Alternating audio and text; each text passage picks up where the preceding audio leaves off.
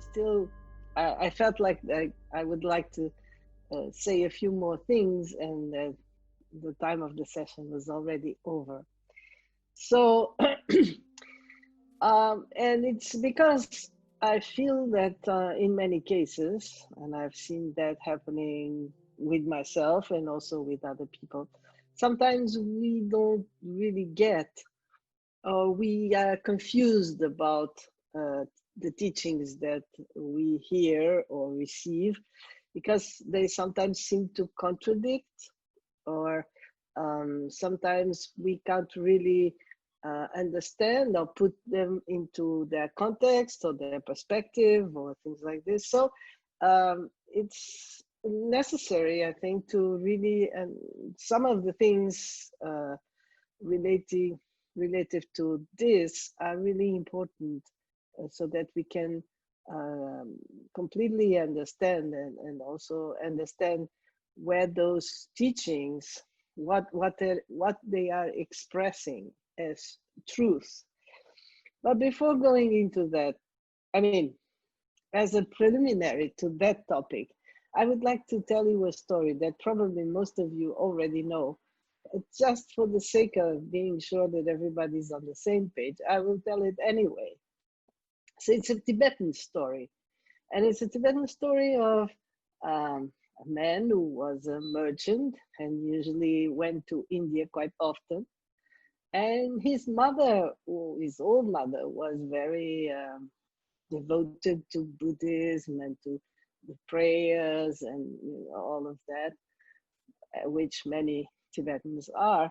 And every time her son would go to India, she would really beg him to bring her a relic of the Buddha. And every time it was the same. The man would go, and with that in mind, but once he was there, he was all taken by the business and selling and buying and getting the best price and all of that. Then he would completely forget about his mother's request. And so he would come home and would have forgotten all about the relic. So years went by, and the mother got older and older. And finally, one day, as he was leaving for another of his journeys, his mother told him, I'm really old now. It's been years that I've been asking you to bring me a relic from the Buddha from India, and you never did it. But now I don't know if I will be alive next time you go to India. So please, if you have any kind of love or respect or gratitude for me, please, this time, don't forget to bring a relic so that I can put in my shrine and I can make offerings. I'm about to die quite soon, so this is so important to me. So he said, oh, yes, yes, yes, I will not forget. This time you can be sure I will bring you something and it's going to be worthwhile. Okay, so he went, and, again, he got in India, and then, selling, buying, going about and being busy and all of that. And he again completely forgot about the relic for his old mother. As he was coming back home, and when he was already could see his house from afar, he was walking with a caravan of yaks or something like that. So he saw his house from afar, and suddenly he remembered what his mother had asked him.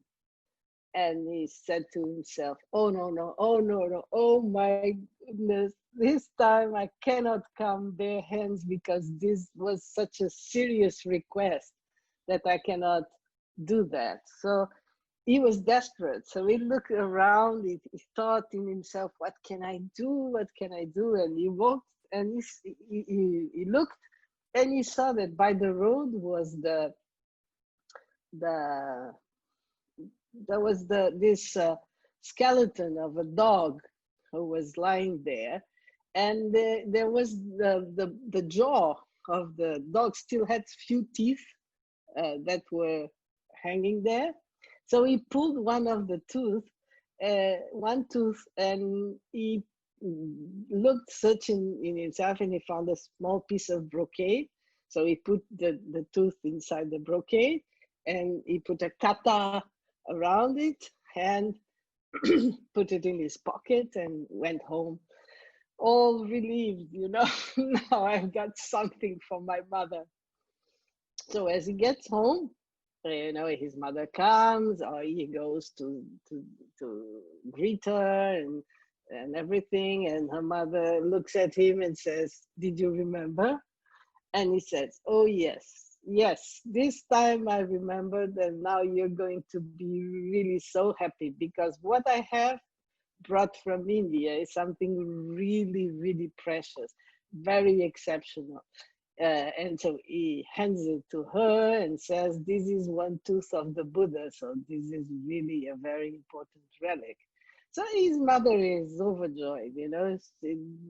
She is like, I mean, wow, what a great son I have. It's really went to this extent. This is a true relic. Oh my goodness, I'm so happy. So she puts it in the shrine. She has some casket. She buys some nice, really nice gold casket to put it inside, and she spends all day, you know. From that day on, she hardly goes out from the little corner where she has the shrine, and she's always praying and reciting mantras and all of that, so filled with joy. And that, you know, so time passes, and even the village comes, you know, they know that there is a relic of the Buddha, so everything starts going better, the crops and the people start, you know, communicating with each other with more love and all of that. And the lady is so overjoyed that, you know, eventually one day she dies, but there's all these signs of realization, because she has really attained the level of high realization due to all these prayers and all this devotion that she has for this tooth of of this Buddha's tooth. So this story is told in Tibetan Buddhism and the Tibetan tradition as a way to show that the power of devotion. But today, I think it's the reason why I wanted to tell you this story is not because of, I mean, yes, devotion is very important, but it's more on the level of truth, you know, and in this sense that, yes, if we say something like, we have a glass with some liquid inside, and somebody looks at this and say, "Oh yes, it's half full," and somebody else looks at this and says, "Oh no, no, no, it's half empty," it reflects both sentences, both statements reflect the truth, except it's seen through different angles. So this is something that still, for us, still sounds like true. You know, if I say it's half empty, it's true. And if I say it's half full, it's still true. It's just that I choose to look from different angles. But when I give a dog's tooth to somebody and say that it's a Buddha's tooth, this is not true. From which angle you want to look at it, it's not true. So, but on the other hand, even though not being true was very useful, was extremely useful.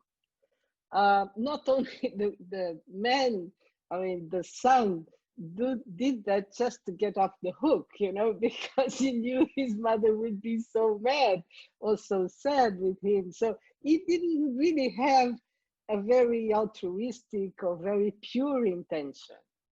But the fact is that his lie, because it was one and not a small one, it was a big lie, but his lie actually became very useful, became extremely useful, because of that, his mother was not only very happy, she was happy with him, of course, but she was mainly happy and inspired. So her whole life changed the moment she could welcome in her house um, a Buddha's tooth, a Buddha's relic, something so important. So I think this story gives us, it's a big challenge in a way, because it really makes us reflect about what is truth really, and something that I sometimes call a useful truth.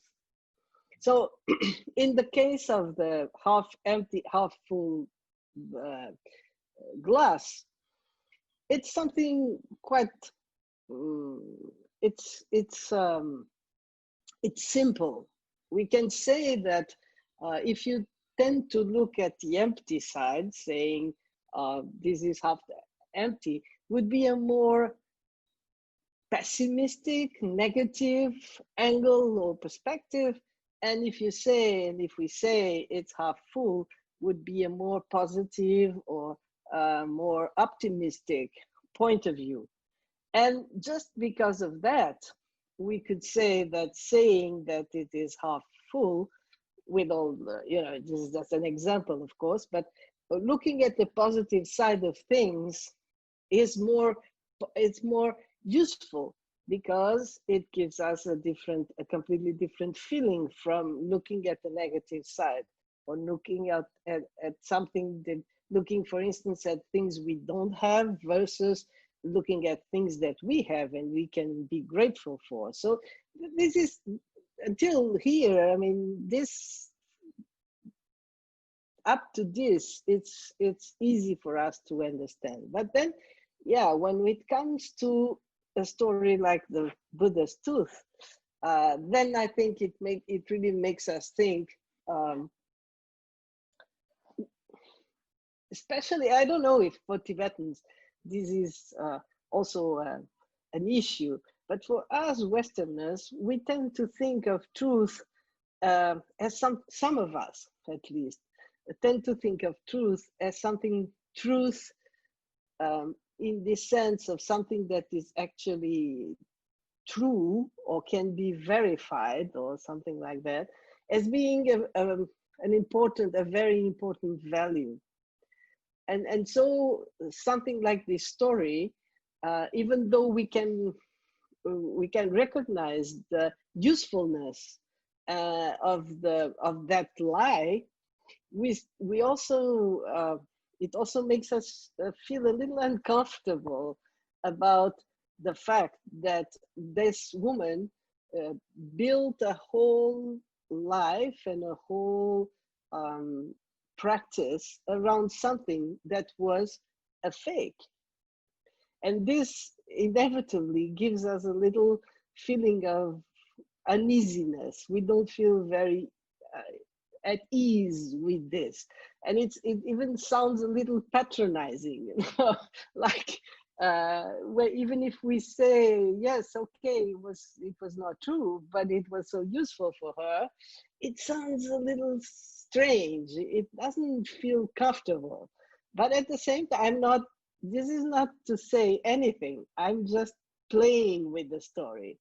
I'm not saying that I agree or disagree. That's not the point. I'm just saying that it makes us feel uneasy, and yet it is something very, it was perhaps the most useful lie that man ever told in his life. So it's an interesting story. And I think in many ways, Buddhist teachings are a bit, not exactly or not necessarily like the story of the Buddha's tooth, but at least pretty much like the story of, or the example of the glass being half full or half empty. And there is always this statement in the teachings saying that, or this difference, this distinction between teachings that reflect the absolute truth and teachings that are more reflecting the provisional or relative truth. And this is also a very important distinction, because the absolute teachings, or teachings that point, for instance, towards the nature of mind, or the nature of our mind, and the nature of awareness, or teachings like this reflect a truth that goes beyond time and beyond context. It doesn't matter if we are in India or in America or in Europe, the nature of our mind will still be the same. And it also goes beyond time, because it doesn't matter if it was stated by the Buddha 2,500 years ago, or now, exactly in 2020, it will still be true, and even in the future will still be true. Now, other teachings, and that's where sometimes we get a little caught up, because other teachings are more, reflect more a relative truth. They are more, they're told, or they're taught to counteract certain attitudes or certain ideas that are false. So, but they're not necessarily, they reflect, they spring from an absolute truth, but they don't express that absolute truth in an absolute way, let's say. They are just expressed in order to counteract a certain, to act as antidotes to a certain emotion or to a certain false view.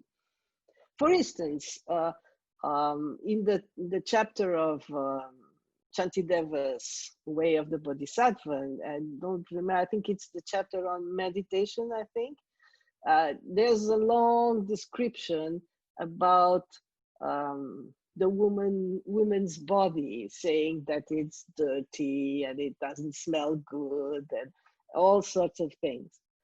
And you know, sometimes people, especially women, who read this chapter, it's not really pleasant. It's a little unpleasant, because you could say exactly the same arguments from men's body, but it's all said in terms of the body's, the woman's body, that it's not clean, and it smells bad, and it's going to decay and all of that. Now, of course, it's not an absolute teaching. It's important to understand that teaching was given to monks, you know, and it was designed, or it was stated, to counteract the possible desire that they might have for a woman's body. So that's why he gave all those arguments. So those arguments are not, don't reflect an absolute truth, or don't even reflect, it's true, but it's not something that it's there, or it's said, or it's stated, or it is taught because it's true, just because it's true. It's taught in order to counteract a certain emotion that might become an obstacle, or it is a problem. So in order to counteract that, then we state, or Shantideva states, and teaches something that is designed to be an antidote to a certain state of mind, or to a certain emotion, or to a certain thing that can be seen as an obstacle. So I think it's very important to clearly see this distinction, because otherwise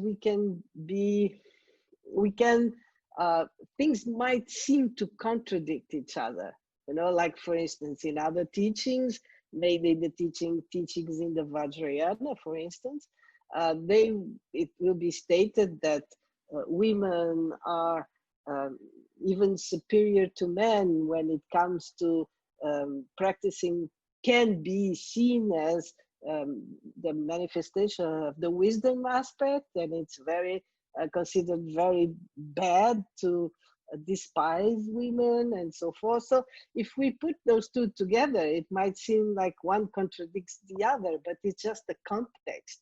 There's nothing against women in the Bodhicharya Avatara.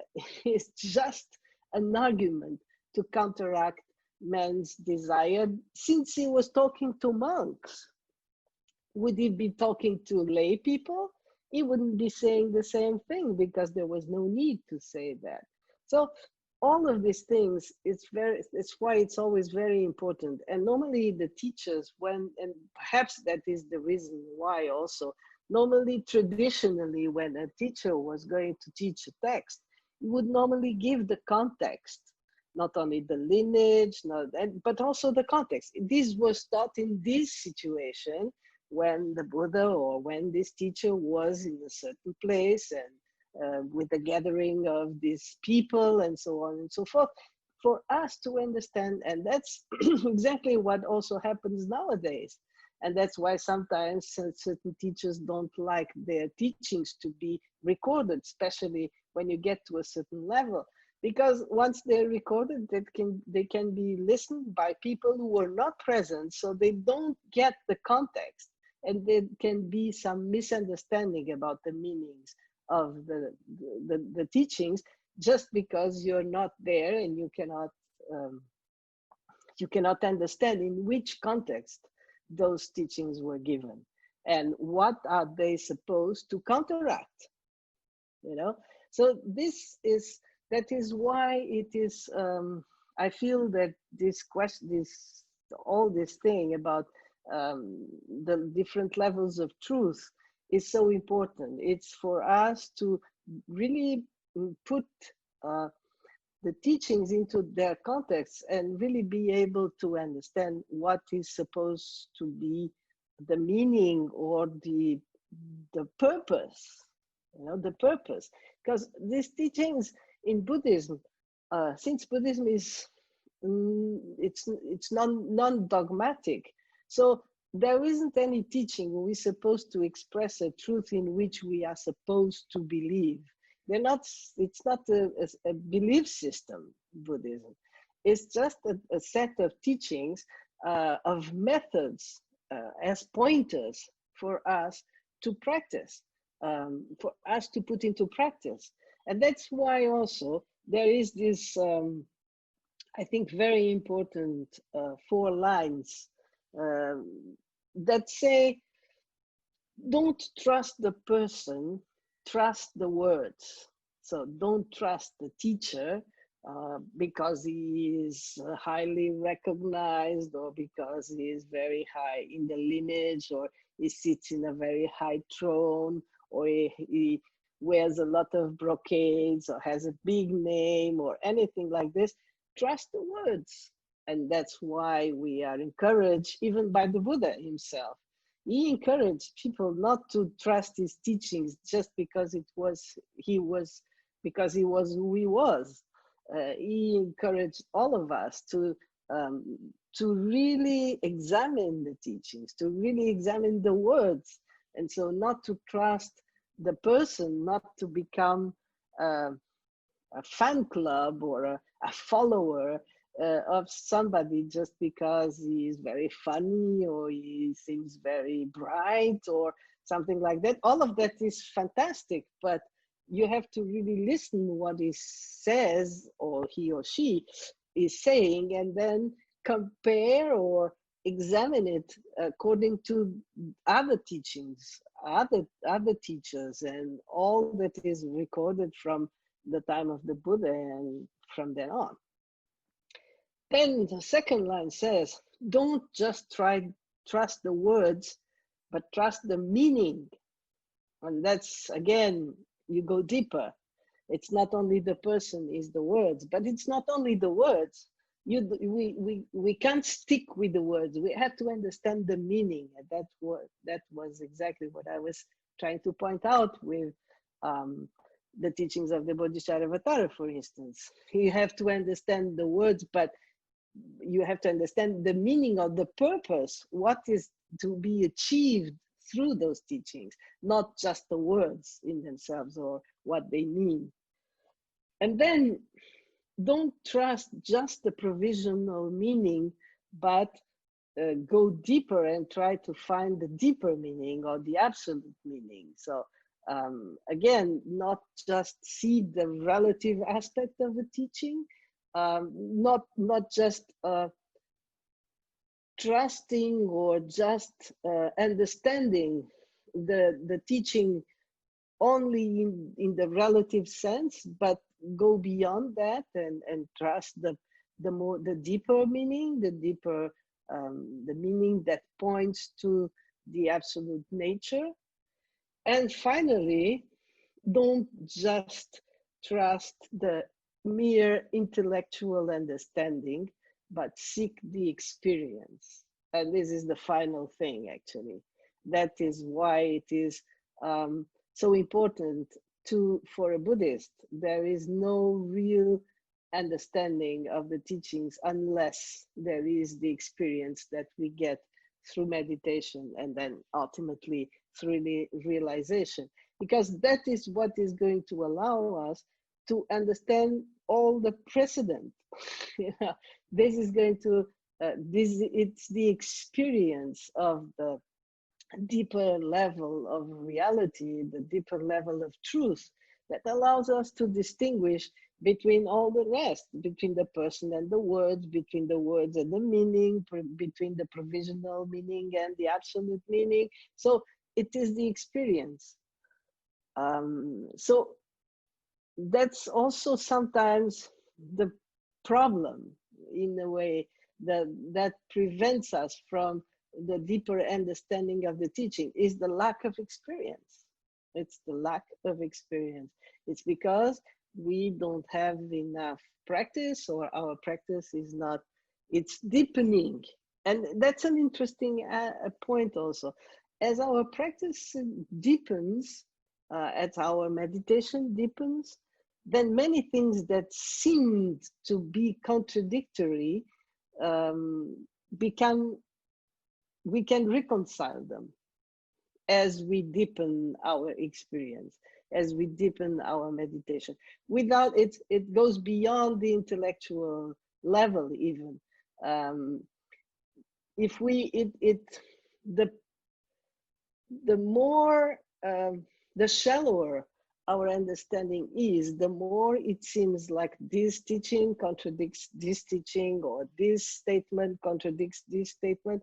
The deeper our understanding, our experience is, the deeper our experience is, the deeper our understanding. And the deeper our understanding, the more we reconcile all these things that's relative and absolute, and all of these levels of teachings become just, we are able to see them as different aspects of the same truth, instead of seeing them as conflicting statements of conflicting teachings. So I think this is really a very important in this, concerning this topic. These four statements are really, really important, and it's something that we should keep in mind, especially when we are having trouble with some teaching, or some aspects of the teachings that seem to be conflicting or contradicting. It's really important to remember that, especially the two last ones, but I mean, the four of them are very important. Don't trust the person, trust the words. Don't trust the words, trust the meaning.